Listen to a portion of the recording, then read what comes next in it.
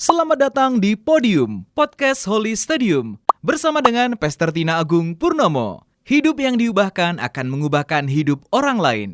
Narasumber kita kali ini adalah Pastor Jason Avansini. Silahkan like, comment, and share bila Anda diberkati dengan tayangan ini, dan subscribe untuk update video terbaru. Selamat menyaksikan. Matius 6 ayat 10, di dalam doa Bapa kami ditulis di situ, datanglah kerajaanmu, jadilah kehendakmu di bumi seperti di sorga. Nah, kita semua ada di bumi ini disediakan berkat oleh Tuhan, bukan nanti di sorga, bukan. Jadi kita jangan berpikir bahwa kita akan diberkati di sorga nanti, upah kita di sorga nanti, bukan. Di bumi selama kita hidup.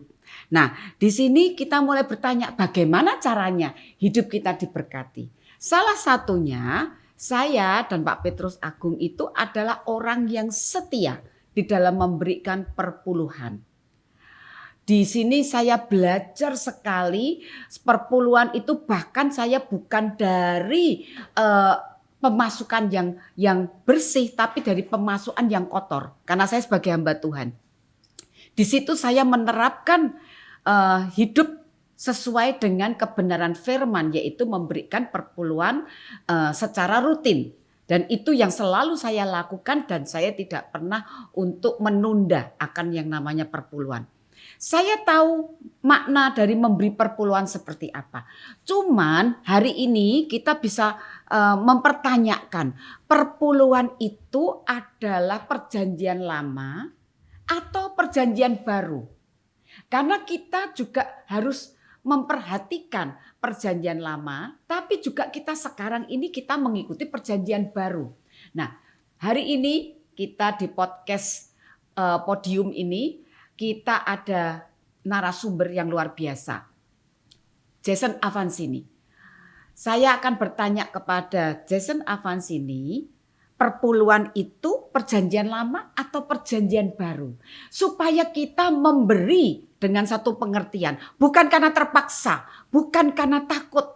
Bukan, tapi karena ada pengertian yang masuk dalam hidup kita. Ya, mari kita bertanya dengan Jason Avansini. Halo Jason. Halo. Senang Apa bertemu. kabar? Yes, selalu. Nah, saya mau tentang perpuluhan itu, Jason memberikan penjelasan. Oke. Perpuluhan itu perjanjian lama atau perjanjian baru. Nah, ini hal yang menarik. Yes. Saya ingin dengar. Mari silakan. Oke.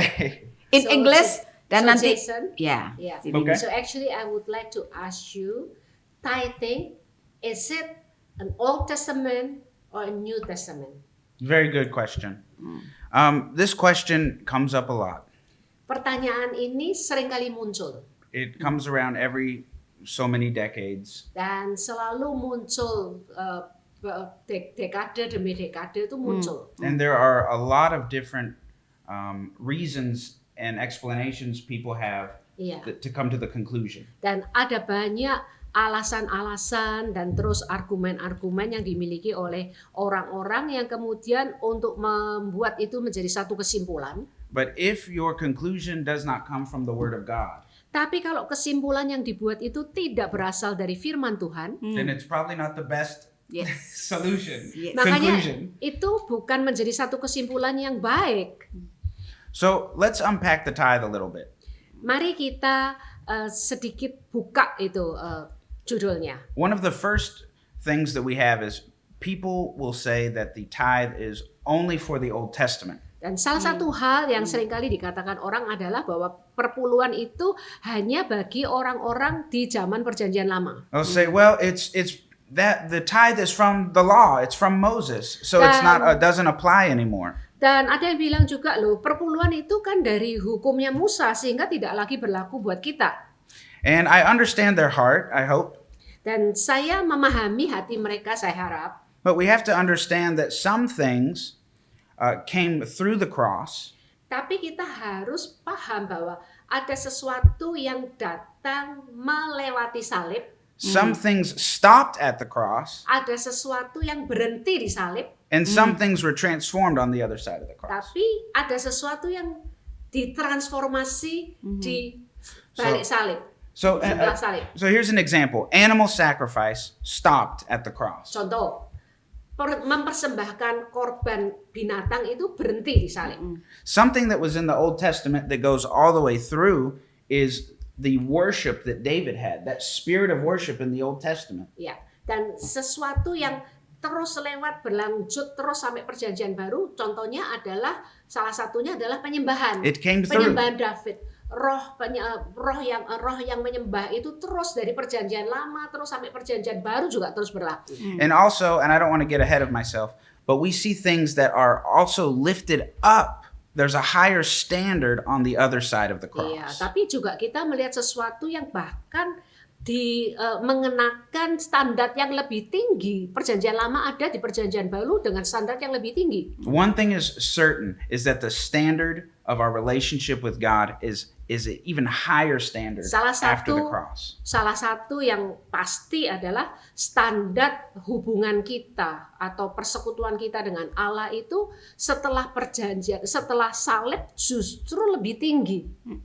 So let's look at a couple of things. Mari kita melihat beberapa hal.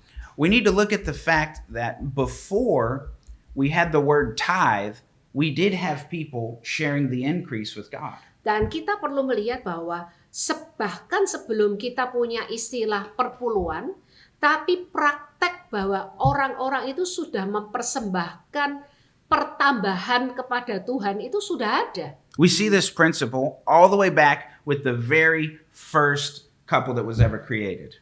Kita melihat prinsip ini dilakukan bahkan oleh manusia pertama yang ada di bumi. In the Garden of Eden, Di Taman Eden, which I have to say this is good. yang harus aku katakan gini karena ini bagus banget.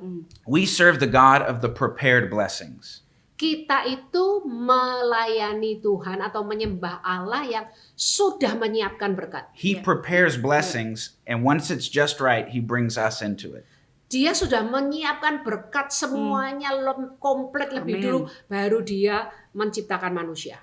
Now, with the Garden of Eden, God creates everything, a lush garden, and then he puts man in it.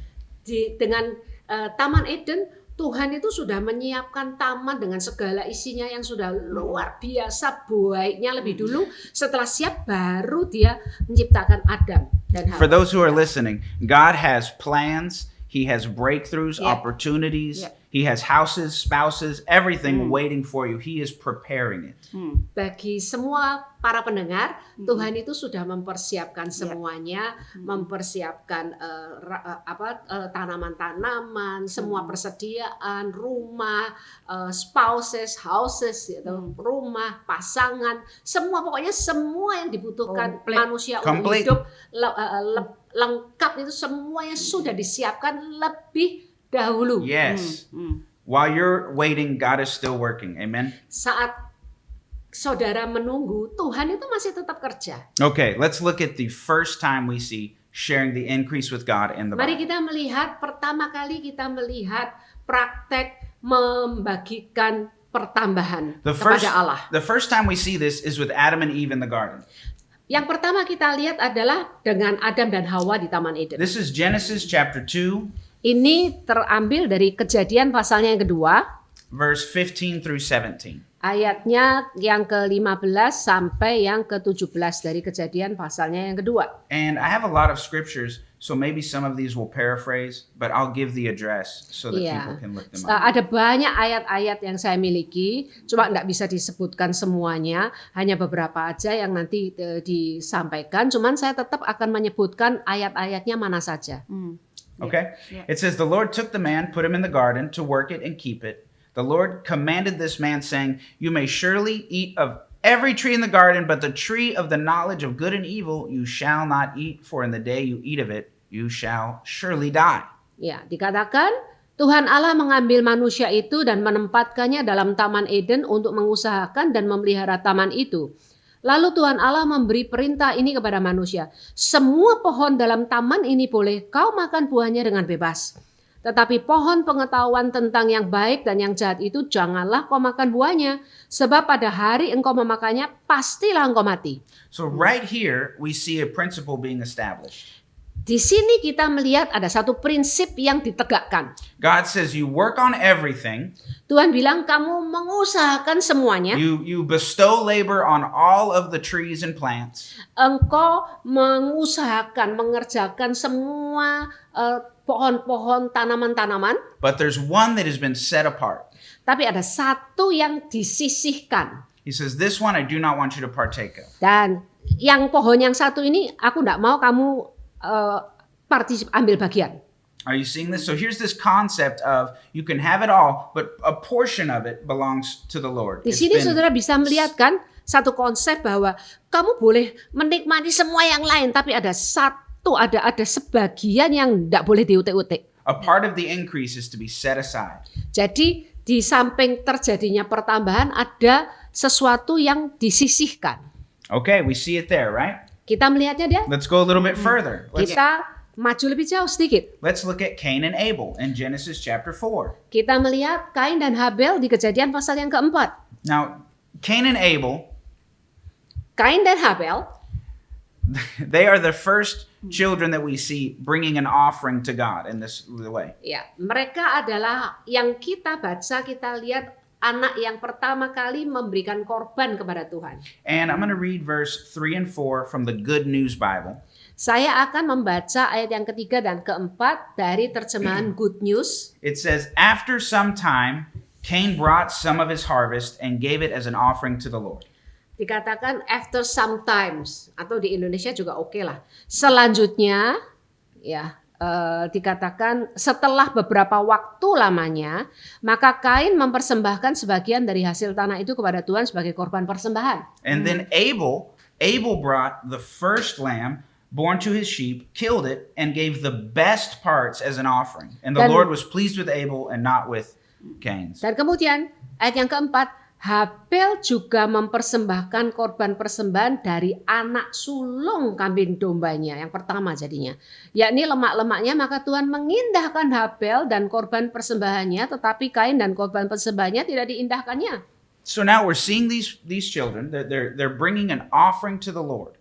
Jadi kita melihat anak-anak ini mereka memberikan persembahan kepada Tuhan. They have set already, there's no law of Moses, Dan mereka sudah menyisihkan, waktu itu belum ada hukum Musa. but yet as they have increased, they share their increase with God. Tetapi mereka kan mengalami increase pertambahan. Dan mereka membagikan sebagian pertambahan yang mereka dapatkan itu kepada Tuhan. Now, why is Cain's offering rejected and Abel's offering received? Nah sekarang pertanyaannya, kenapa persembahannya Kain itu tidak diindahkan Tuhan, sedangkan persembahannya Habel diindahkan Tuhan? The answer is hidden in the Hebrew language on that first phrase of verse 3. Dan jawabannya itu tersembunyi yang bisa didapatkan dari bahasa Ibrani. Dari kata pertama, dari ayat yang ketiga. It says, after some time, Cain brought his harvest. Dan dikatakan Kain ya, ayat yang ketiga, setelah beberapa waktu lamanya, maka Kain mempersembahkan sebagian dari hasil tanah itu.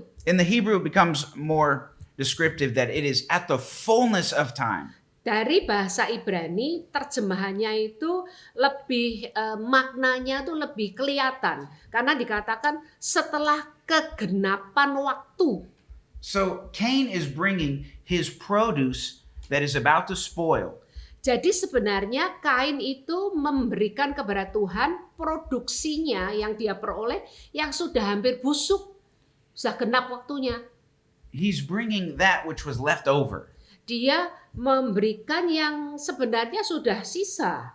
Now, Abel is bringing God his first, his best, and the fattest of the lambs. Sedangkan Habel memberikan kepada Allah yang pertama, yang terbaik, yang sulung dari anak dombanya. They're both sharing the increase, Mereka keduanya memang membagikan increase atau pertambahan yang mereka dapatkan. but Abel is putting his gift to God before his budget, Tetapi Habel memberikan kepada Tuhan sebelum dia mengambilnya lebih dulu sebelum dia membuat anggarannya sendiri. and Cain is giving God what's left over after his budget is complete.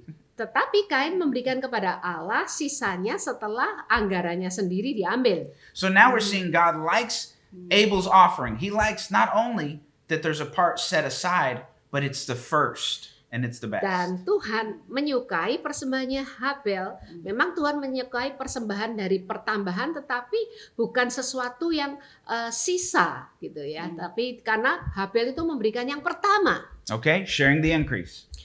All right. Pertama dari pertambahan. Are we doing okay? Yes. Okay. Ya. We see this also with Noah. Kita juga melihat hal ini dilakukan oleh Nuh. Noah builds the ark Nuh itu membangun bahtera and he loads it up with 2 of every kind of animal.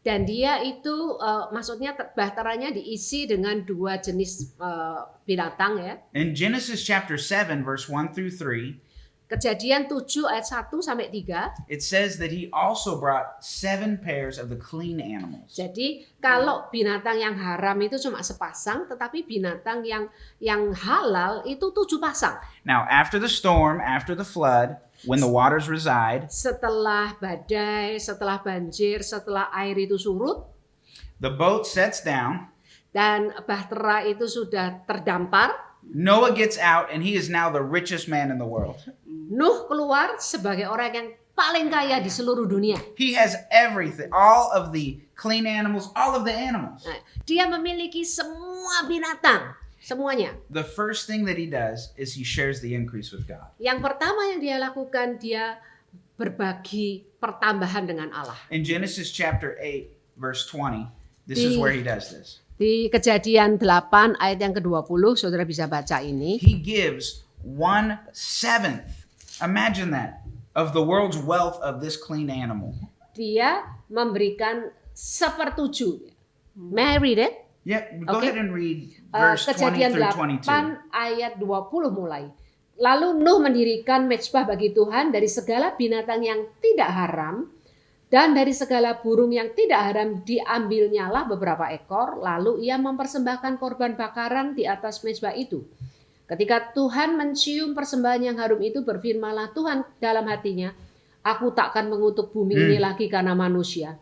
Sekalipun yang ditimbulkan hatinya adalah jahat dari sejak kecilnya, aku takkan membinasakan lagi sekalian hidup seperti yang telah kulakukan. Selama bumi masih ada, takkan berhenti-henti musim menabur dan menuai, dingin dan panas, kemarau dan hujan, siang dan malam. Now notice this. Jadi perhatikan Now, ini. please, I know that we have a lot of traditions when Saya we come to tahu the Word of God. kita ini punya banyak berbagai tradisi kalau berkenaan dengan firman But Tuhan. you need to love the Word of God more than your tradition. Tetapi saudara harus mengasihi firman Tuhan lebih dari tradisi saudara. There's a tradition that says that God is not concerned with our giving at all. Dan ada tradisi yang mengatakan bahwa Allah itu tidak memperdulikan persembahan kita sama sekali. That we should just give and expect nothing. Dan kita harusnya memang memberi tapi tidak mengharapkan apa-apa. But notice what you just read. As soon as he offered to God, God speaks a blessing. I will never curse the ground again. Tapi perhatikan apa yang saudara lihat di sini, sesegera setelah Nuh mempersembahkan korban, Allah langsung berfirman dengan mengatakan, aku tidak akan pernah mengutuk bumi ini lagi karena manusia. God is moved whenever we share the increase with him. Allah selalu bergerak pada saat kita berbagi pertambahan dengan dia. Sharing the increase with God is a covenant connector. Yes, jadi membagikan pertambahan dengan Allah itu merupakan satu konektor covenant atau ikrar janji. Now notice this. There's been almost 2,500 years from Adam until we get to where we're at right now, and we still don't have any kind of name Iya. for the tithe. Ya. Jadi coba perhatikan ya. Kira-kira 2.500 tahun dari Adam sampai saat kejadian Nuh ini. Dan walaupun praktek ini terus dilakukan, tapi memang nggak ada istilah perpuluhan disebutkan di sini. Then God Belum. comes himself. Jesus comes, we see through the form of Melchizedek.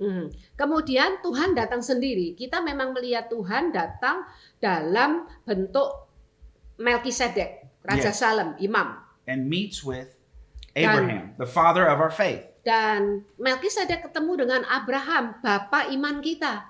Now this is interesting. This is in Genesis chapter 14.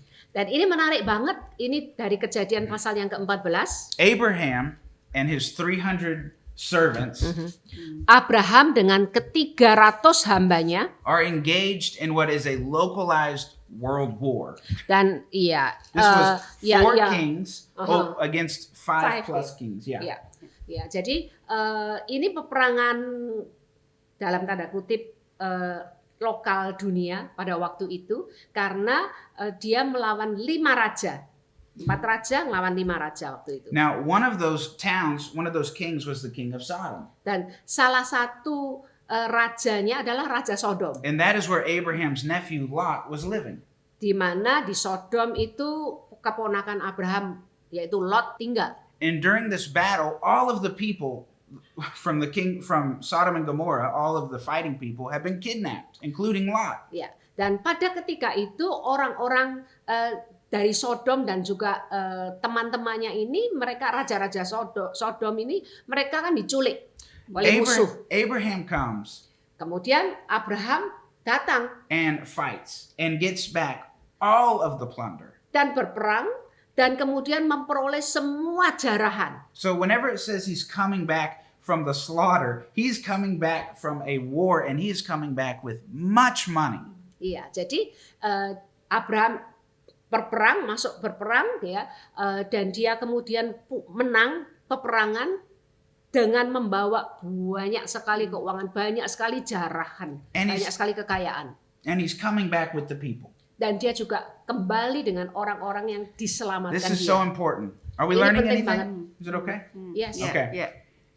As Abraham goes out to meet the king of Sodom, Pada waktu Abraham keluar untuk bertemu dengan Raja Sodom, we see that there's this meeting that happens with Melchizedek. dan kita melihat ada terjadi pertemuan dengan Melkisedek. Now watch what happens here. Let's read it. Let's read Genesis 14 verse 17. Ya, mari kita lihat apa yang terjadi di sini. Kita baca dari Kejadian pasal 14 ayat ke-17. Dikatakan, setelah Abraham kembali dari mengalahkan Kedorlaomer dan para raja yang bersama-sama dengan dia, maka keluarlah Raja Sodom menyongsong dia ke lembah Syawe, yakni lembah raja.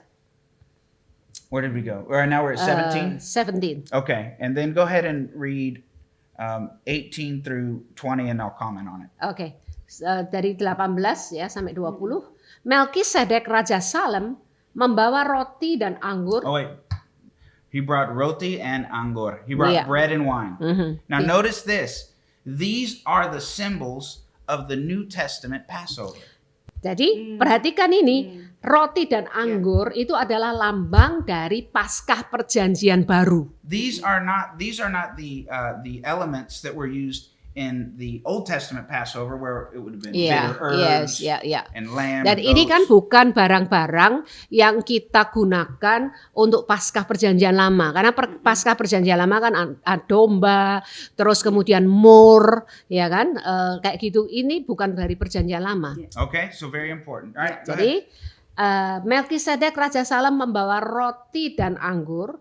Ia seorang imam Allah yang maha tinggi. Lalu ia memberkati Abram. Katanya, diberkatilah kiranya Abram oleh Allah yang maha tinggi, pencipta langit dan bumi.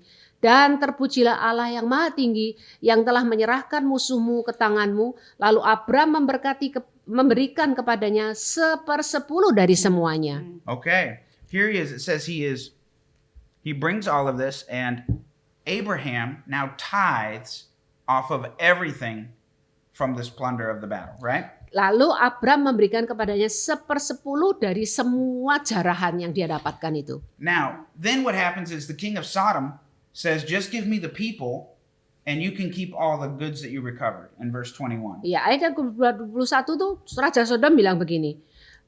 Berkatalah Raja Sodom kepada Abram, berikanlah kepadaku orang-orang itu dan ambillah untukmu harta benda itu. Kenapa? Why does he say that? Iya, kenapa kok Raja Sodom ngomong Because begitu? the king of Sodom has gone into battle and lost, and he does not want to Yeah. go home empty-handed. So Yeah. he says, just give me Yeah. the people back. I Yeah. can have a small victory. Karena Raja Sodom kan sudah perang, tapi dia kalah. Tapi dia enggak kepengen pulang, enggak mau pulang tangan kosong. Makanya dia bilang, sudahlah Abram, orang-orangnya aja aku bawa pulang, yang lain sudah kamu ambil.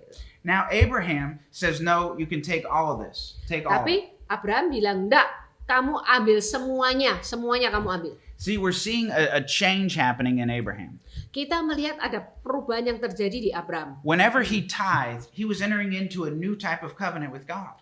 setiap kali dia perpuluhan, dia itu memasuki satu covenant atau ikrar janji yang baru dengan Allah. That tithe was a declaration that no man will say they made me rich. Dan perpuluhan itu merupakan satu deklarasi pengumuman yang mengatakan bahwa tidak ada seorang manusia pun yang menjadikan aku kaya. That tithe was a declaration that God is my source. Not my job, not my relationships, but God is Iya. my source. Dan perpuluhan itu merupakan satu deklarasi yang menyatakan bahwa Oke. Tuhanlah yang menjadi sumberku, bukan pekerjaanku, bukan orang, bukan yang lain, tapi hanya Tuhan yang menjadi sumberku. Now remember that the translators put the chapter divisions in. Dan ingat bahwa penterjemah itu kan memasukkan ada pasal, ada ayat.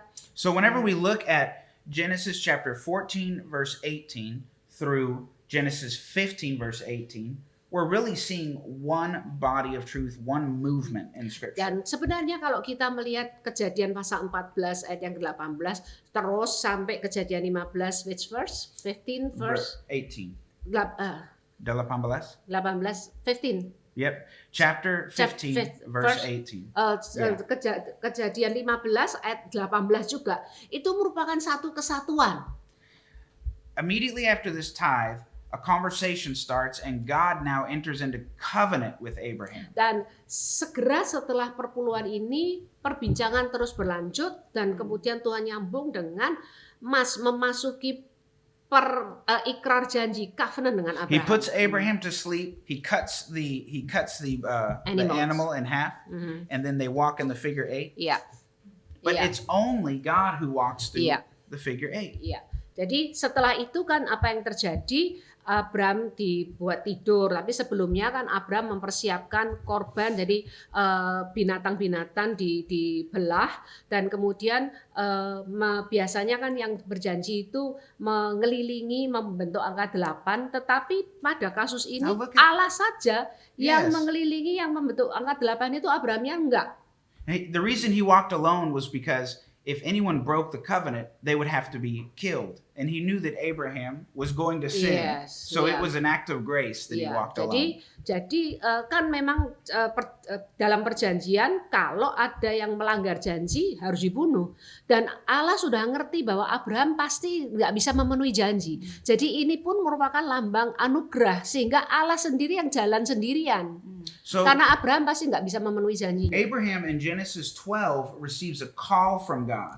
Go into the world. Abraham di dalam Kejadian pasal 12 itu menerima panggilan dari Allah untuk pergi ke seluruh dunia. But then we see the next step happen right here after the tithe, that now he goes from a call to a covenant with God. Tapi kita melihat langkah berikutnya setelah perpuluhan itu, maka dari panggilan berubah menjadi covenant, ikrar Yes. janji.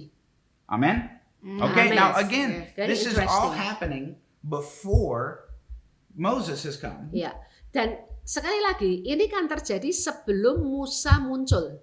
Now we see we see Abraham's grandson, Jacob.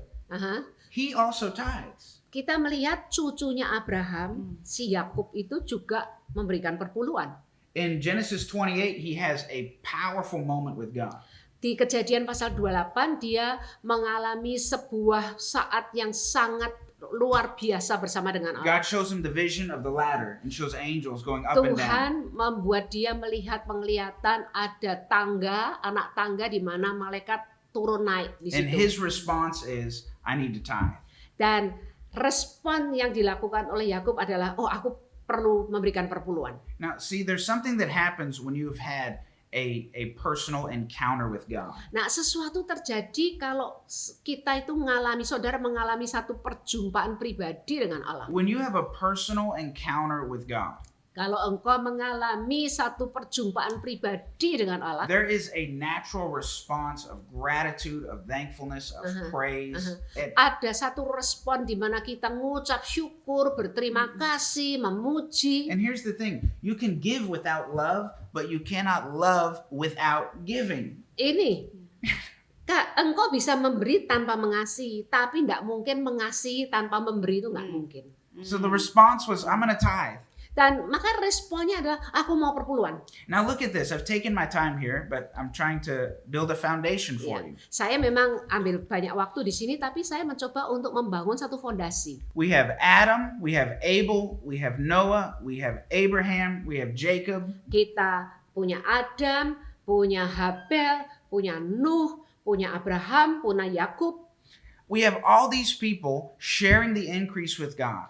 Kita memiliki orang-orang ini semua yang membagikan pertambahan kepada Allah. This is already telling us that the tithe doesn't have to do with a law.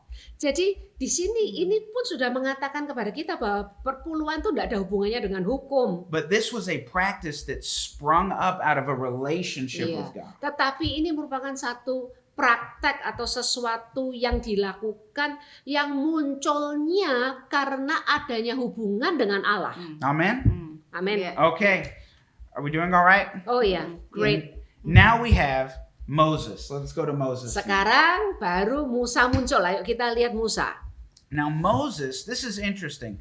When it comes to God giving Moses directions, Nah, ini menarik banget karena pada waktu Allah itu memberikan arahan kepada Musa, that number, that percent, the tithe is kept the same as it was with Abraham.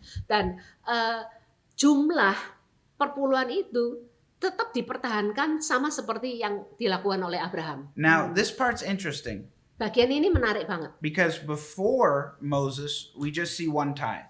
karena sebelum Musa kita kan cuma mengetahui adanya satu perpuluhan. But with Moses, there becomes multiple tithes. Dan dengan Musa kemudian ada beberapa jenis perpuluhan. One of those tithes was so that a person would save up because every 3 years was Yeah, they would go every to 3 the years, temple. yes. So this was their money that was saved up, almost like a vacation fund. Iya. It was money set aside so that they could go to the temple and worship. Yeah. That was one kind of tithe Yeah. that Moses introduced. Ya, dan yang Musa perkenalkan itu ada satu jenis perpuluhan yang orang tuh harus menabung terus ya sampai 3 tahun. Setelah 3 tahun tabungan itu perpuluhan itu diambil untuk tujuannya kan pergi ke Yerusalem untuk pergi ke Bait Allah. Ya. Okay. Nah itu kalau sekarang kita ini tabungan kita yang untuk liburan misalnya sama seperti itu. Ya itu Okay. salah satu jenis perpuluhan.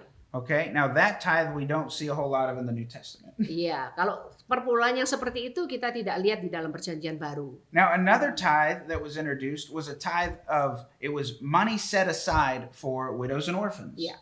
Ada perpuluhan lain yaitu uang yang kita sisihkan untuk kita peruntukkan bagi para janda dan anak yatim piatu. Now these two tithes were added by Moses. Dua perpuluhan ini ditambahkan oleh Musa. So when people say, well, we should do away with it because Moses, it's in the law. Tapi makanya kalau kita bilang sekarang kita nggak perlu karena Musa itu kan ada di bawah hukum We would Taurat. say, of course not.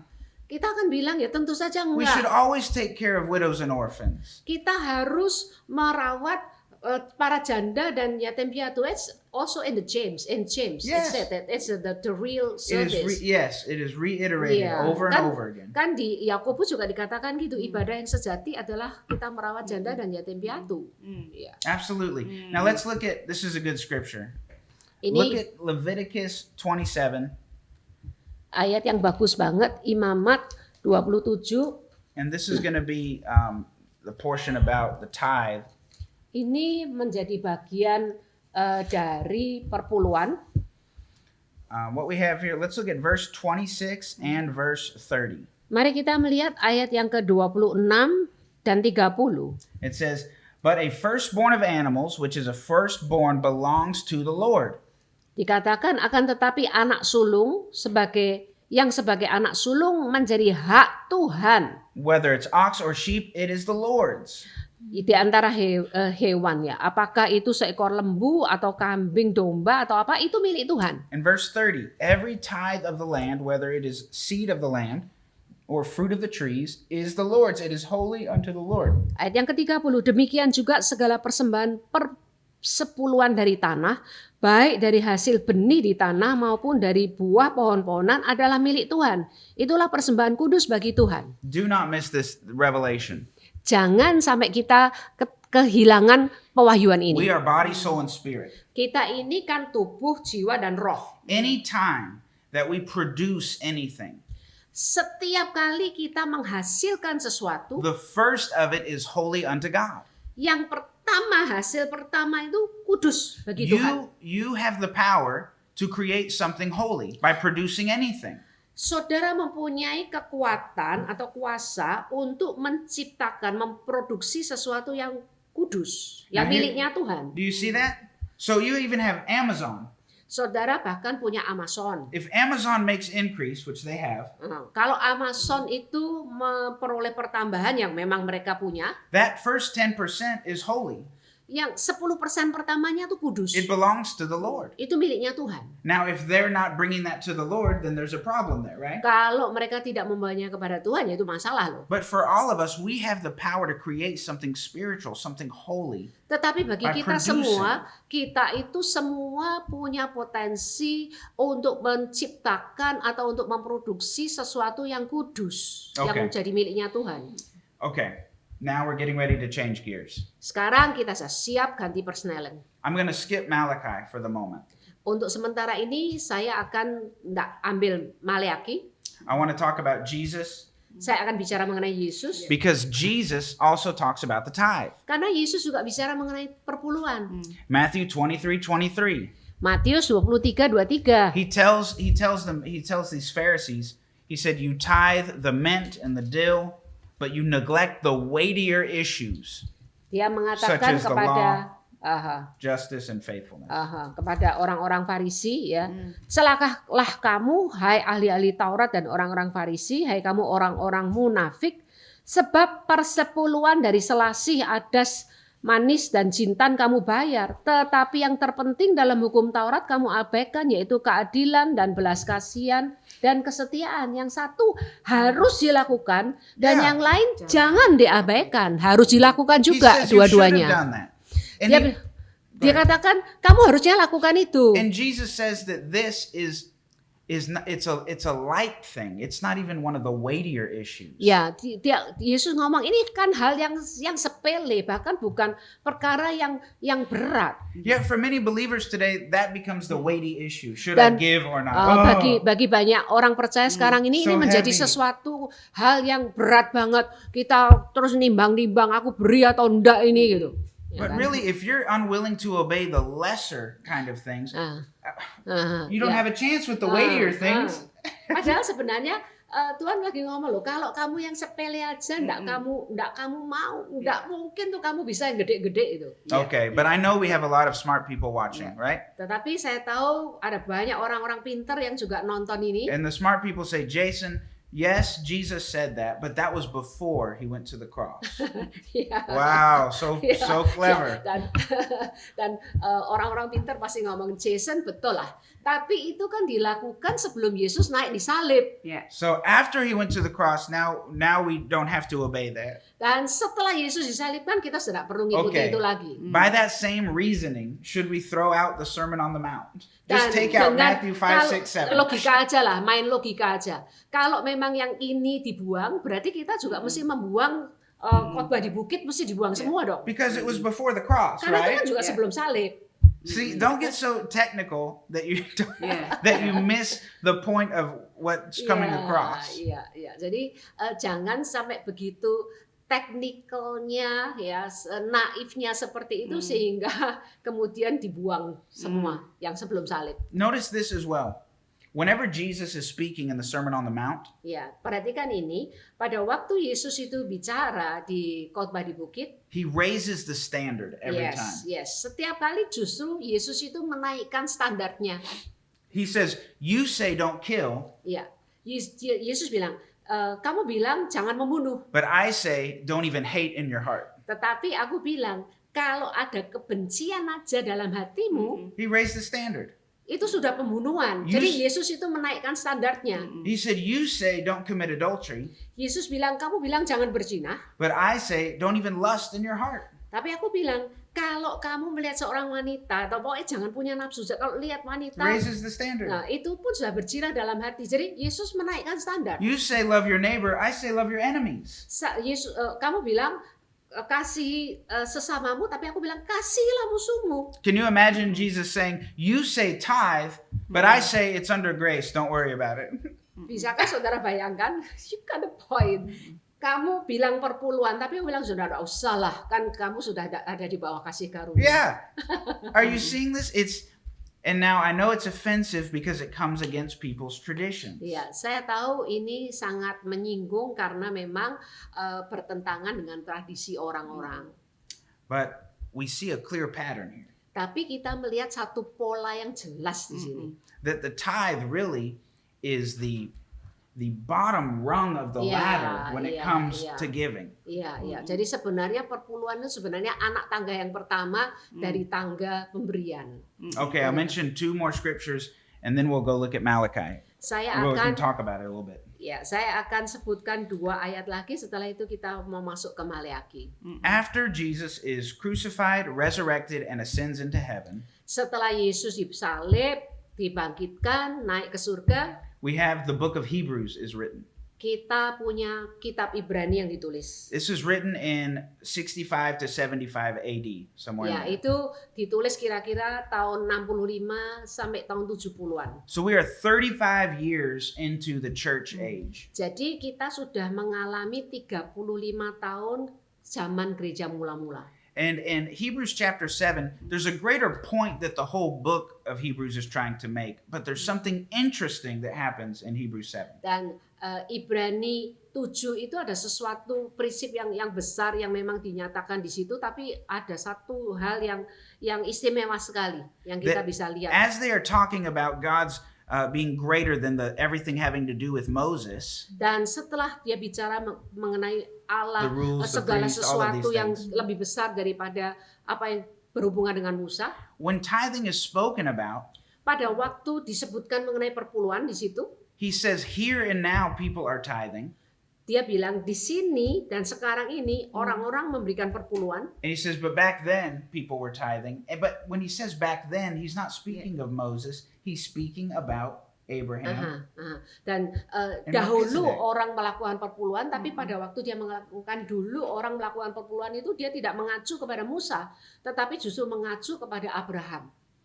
This is Hebrews chapter 7, verse 8. Ibrani pasalnya yang ke-7 ayatnya yang ke-8 He kita says, baca. here, and that you go look up here in the Greek, and it's here and now. Iya. It says, and here men that die receive tithes, but there he received them, of whom it is witnessed that he liveth. Who is still living? It's Jesus who's receiving our tithes. Ya, Yesus yang hidup itu siapa ya? Yesus yang akan menerima perpuluhan kita. And- Next verse. 8 through 10. Ya, saya akan baca saja Ibrani 7 ayat 8 dan 10. Just read it, right? Dan di sini manusia-manusia fana menerima persepuluhan, dan di sana ia yang tentang dia diberi kesaksian bahwa ia hidup, ya berarti Yesus yang menerima ya. Maka dapatlah dikatakan bahwa dengan perantaraan Abraham dipungut juga persepuluhan dari Lewi yang berhak menerima persepuluhan, sebab ia masih berada dalam tubuh bapa leluhurnya. Dalam leluhur Abraham ketika Melkisedek menyongsong bapa leluhurnya itu. Hebrew is the book of greater things. Ibrani adalah buku akan perkara yang lebih besar. And whenever the discussion comes about giving and offerings and a tithe, the greater thing was what happened with Abraham. Dan pada waktu bicara mengenai persembahan, perpuluhan, greater thing-nya atau hal yang lebih besar aja itu terhubung dengan Abraham. Yes, amen?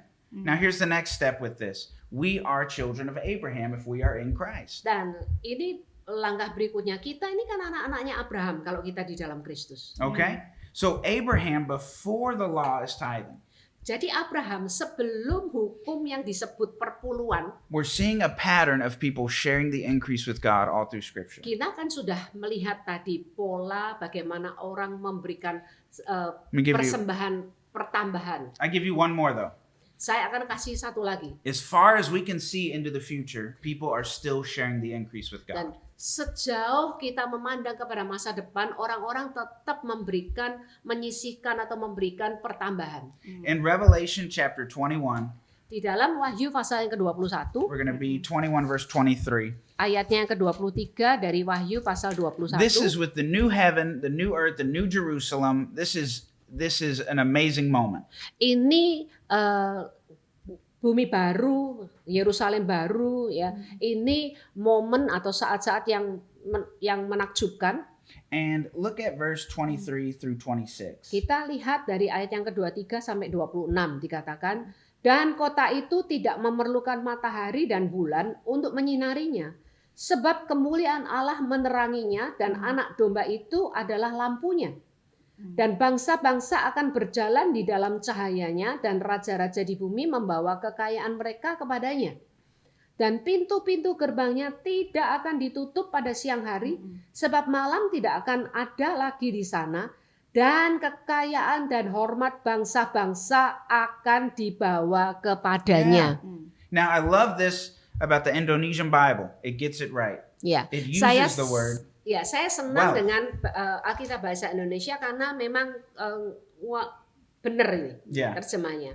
In the King James Version, in the New King James Version, they talk about the people from the nations and the cities that they are bringing their glory and honor. Ya, And- ya kalau dari New King James ataupun King James dikatakan orang-orang dari bangsa itu membawa glory and honor, kemuliaan dan hormat. Dalam bahasa Indonesia dikatakan kekayaan dan hormat. See, the word in the Greek that they use for honor is time. Dan dalam bahasa Greka yang dipakai untuk mengungkapkan hormat adalah time. And that word has to do with paid. It Yeah. has to do with material wealth. Yeah. We still Dan- see people sharing the increase in heaven. Dan kata time itu ada hubungannya dengan materi, dengan uang yang dibayarkan. Jadi masih bicara mengenai memberikan sebagian dari pertambahan. Now, I haven't gone slow. I mean, I have gone slow. I have not tried to rush through this Dan saya sudah pelan-pelan, saya tidak tergesa-gesa dalam hal ini. because we don't need to talk fast and try to get you to make a decision. I simply want to show you the Word of God. Ya, karena kita tidak cuma ngomong cepat dan terus kemudian maksa Anda untuk membuat keputusan. Saya cuma mau memaparkan ini loh dari firman Tuhan. so that you can see that we see a pattern all through Scripture of sharing our increase with God. Supaya kita melihat adanya pola Ya. dari awal sampai akhir bagaimana manusia itu memberikan sebagian dari pertambahan yang dia terima. And we have Jesus himself saying it's good that you're tithing. You ought to be tithing. Dan kita juga punya Yesus sendiri yang langsung dari mulutnya sendiri mengatakan bahwa baik, kamu memang harus melakukan perpuluhan di samping melakukan yang lainnya ini. Okay, luar biasa. Ya. Oh ya, Pastor Ya. Tina, jelas, Okay. very Yes. clear, jelas ya. what do Yeah. you think? Ya, What do you think? it's very good. Jadi orang itu ngerti, ya ternyata perpuluhan itu bukan perjanjian baru atau lama, tapi memang itu pola yang Tuhan inginkan manusia lakukan dari pertambahan yang diberikan oleh Tuhan. Jadi di sini kita jelas sekali, kita mengerti untuk bagaimana kita memberi perpuluhan itu sekarang dengan pengertian. Ya, jadi itulah yang sebabnya kita menerangkan akan perpuluhan ini supaya jelas bahwa inilah pola yang Tuhan inginkan dalam kita memberi kepada Tuhan dari pertambahan yang sudah Tuhan limpahkan. Dan yang memang miliknya Tuhan dikatakan Ya, itu milik miliknya Tuhan. Tuhan. Yang Haknya pertama Tuhan. itu selalu miliknya Tuhan. It all belongs to God. Ya. Yeah, Ya, yeah. Ya. Oke. Very good. Ada tambahan lagi? Oh, ada. Ada tambahan lagi? Ya. Little more? Ya. Okay, that is part 1. All right. Itu tadi bagian 1. Anda telah menyaksikan Podium Podcast Holy Stadium bersama Pastor Tina Agung Purnomo. Hidup yang diubahkan akan mengubahkan hidup orang lain. Silahkan like, comment, and share bila Anda diberkati dengan tayangan ini. Dan subscribe untuk update video terbaru. Sampai jumpa di Podium selanjutnya.